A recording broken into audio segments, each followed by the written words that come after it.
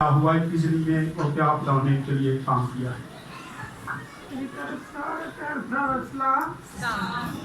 मैं काम तो आई 12 बजे मेरा किसी ने पल्लू खिंचे मैं बुखार इतना हो गया।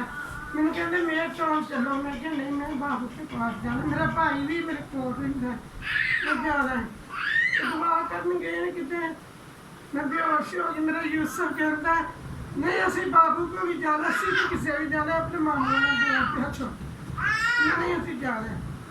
मुंडिया ने ड्रिपां लवाइया बेहोश हो रही है। नैत आया बाबू जी ने सुते उठा के गया।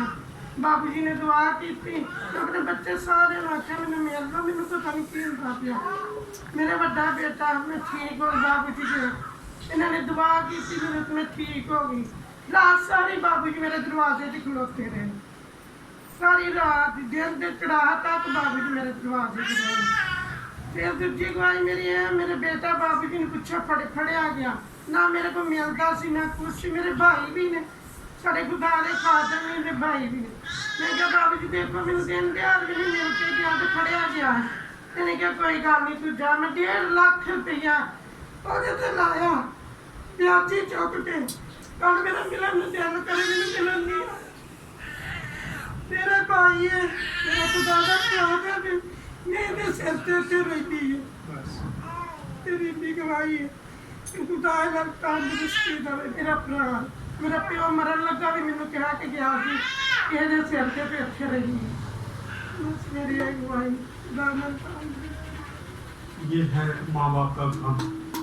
तो माँ ने 1.5 लाख रुपया बेटे पे लगा दिया है, लेकिन बेटा उसको मिलने के लिए भी नहीं है। और इसीलिए मैंने भी शेयर किया था कि बच्चे जो हैं अपने माँ बाप की इज्जत करना सीखें। माँ बाप बच्चे जो मर्जी कर लें, माँ बाप ही होते हैं। माँ बाप बच्चे को सुई भी चुभ जाए ना तो क्या होता है, दुख माँ बाप को होता है, दर्द माँ को होती है। लेकिन जब बच्चे ऐसे काम करते हैं तो फिर भी दुख माँ बाप को ही होता है। इसलिए माँ बाप के लिए दुआ किया करें और इनकी इज्जत करना सीखें, क्योंकि दोबारा माँ बाप नहीं मिलते। माँ बाप एक बार मिलते हैं, ये ज़हन में रखें। दोबारा ख़त्म, हर रिश्ता आपको मिल सकता है लेकिन माँ बाप नहीं मिलते। भाई बहन आप बना लेते हैं, लेकिन जो अपने माँ बाप हैं, जो माँ बाप आपके अपने हैं, वो जितना प्यार आपसे करते हैं उतना कोई भी नहीं कर सकता।